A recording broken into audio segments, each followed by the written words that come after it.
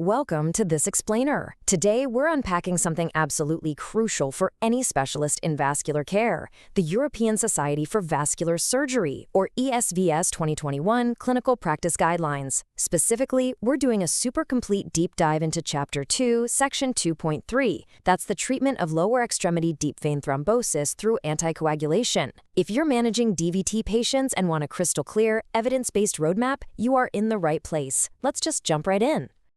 Here's our roadmap for today. First, we'll do a quick introduction to oral anticoagulants. Then we'll tackle the management of provoked DVT, followed by unprovoked DVT, and finally, we'll wrap up with extended therapy strategies. Starting things off with Section 1, Introduction to Oral Anticoagulants. Now, you and I both remember the days of lengthy hospital stays and those incredibly complex bridging therapies. Well, over the past decade, we've seen a massive paradigm shift. The focus is squarely on streamlined outpatient management, and the ESVS guidelines are totally definitive on this. It's a Class I, Level A recommendation. For most patients with deep vein thrombosis, outpatient management is the strictly evidence-based standard, period. So, why the shift? Why is outpatient management considered so safe and effective now? It really comes down to the comparison between direct oral anticoagulants, or DOACs, and our traditional vitamin K antagonists like warfarin. The guidelines point out that, yes, both drug classes offer pretty much equivalent efficacy when it comes to preventing recurrent venous thromboembolism, but DOACs represent a massive clinical leap forward, almost entirely because of their vastly superior safety profile. And the hard data backs this up emphatically. We're looking at a relative risk of 0.63 for major bleeding when comparing DOACs to VKAs. Think about that for a second. That is a huge reduction in bleeding risk. It gives DOACs an undeniably superior net clinical benefit. Honestly, this single metric right here is exactly why the landscape of DVT treatment has changed so dramatically. Moving on to Section 2, Management of Provoked DVT. All right, so when a patient walks in with a provoked proximal DVT, your absolute first step is risk stratification for bleeding. As mapped out by the guidelines, if the bleeding risk allows for it, therapeutic anticoagulation with DOACs is highly prioritized. If the treatment course is uneventful, it generally leads to a standard 3 months of therapy. But, and this is key, the decision tree deeply branches depending on whether that provoking factor is transient or persistent. To anchor this, the guidelines give us a really strong Class I Level A recommendation. For the principal treatment phase of provoked proximal DVT, DOACs are recommended over VKAs. Assuming there aren't any contraindications, DOACs are unequivocally your frontline therapy here. But then comes the big question. Exactly how long do we treat? Well, this is where your clinical judgment really has to shine. If the DVT is provoked by a major transient factor, say a major surgery, you're looking at a strict 3-month course of anticoagulation. Simple enough, right? However, if the patient has a minor transient risk factor or a persistent non-malignant risk factor like an autoimmune disease, the guidelines tell us that anticoagulation beyond 3 months should absolutely be considered. It's not a set-it-and-forget-it situation. It requires a careful, periodic reassessment of both thrombotic and bleeding risks. Next up, Section 3, Management of Unprovoked DVT. Now, this pathway is inherently trickier.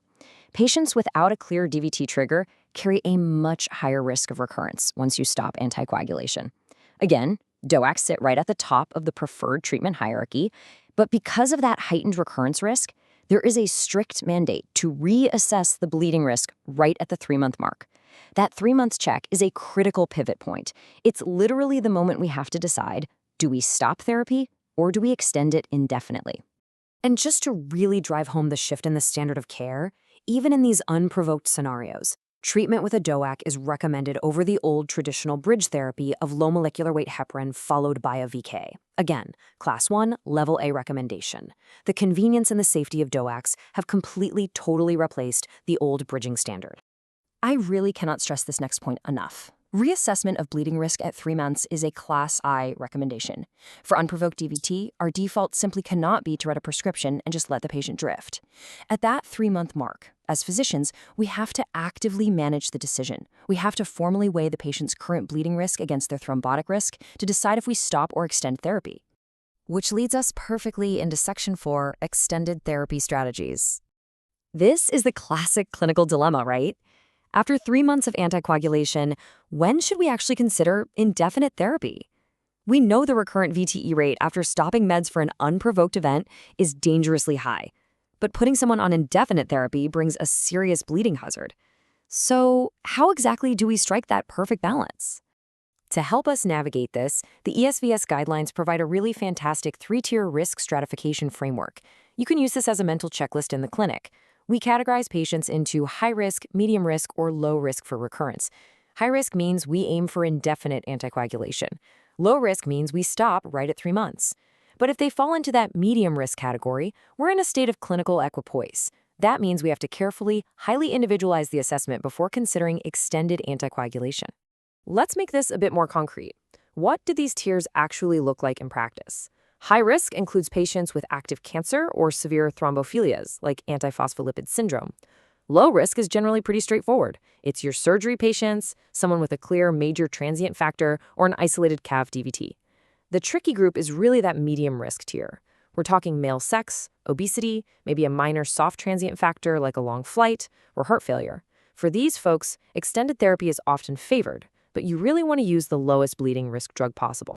And that brings us to what I think is a fantastic tool in our arsenal. If you decide on extended therapy for a patient, but they aren't at an extremely high risk of recurrence, the guidelines suggest using reduced doses of DOACs. Specifically, we're looking at apixaban at 2.5 milligrams twice daily or rivaroxaban at 10 milligrams once daily. This is a Class 2A recommendation, and it's a real game changer because it allows us to maintain that vital protection against DVT recurrence while really minimizing that long-term bleeding risk. Now, I know what some of you might be thinking. What about aspirin? We all know that older practices sometimes leaned on aspirin for long-term management to dodge the bleeding risks of full anticoagulation. While the 2021 guidelines are crystal clear here, aspirin is not recommended for extended antithrombotic therapy. The superior safety and efficacy of those reduced-dose DOACs we just talked about, they've essentially rendered aspirin completely obsolete for this specific indication. One last clinical pearl before we wrap up. Before concluding treatment or before shifting into a long-term strategy, the guidelines suggest considering a repeat whole leg ultrasound. Now, this isn't necessarily to guide how long you treat the patient. Instead, it's to determine the patient's new baseline anatomic status. Think about it. Establishing this baseline of residual venous obstruction is incredibly helpful if that same patient returns 2 years later with new leg pain. It helps you instantly differentiate a brand new recurrence from old post-thrombotic scarring. All right, based on all these comprehensive guidelines, I want to leave you with a question to chew on for your own daily practice. Are we routinely documenting and standardizing our bleeding risk assessments at that critical 3-month mark?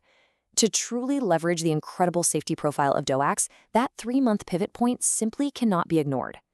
Honestly, implementing a standardized checklist for this one moment could be the single biggest upgrade you make to your practice's DVT pathway.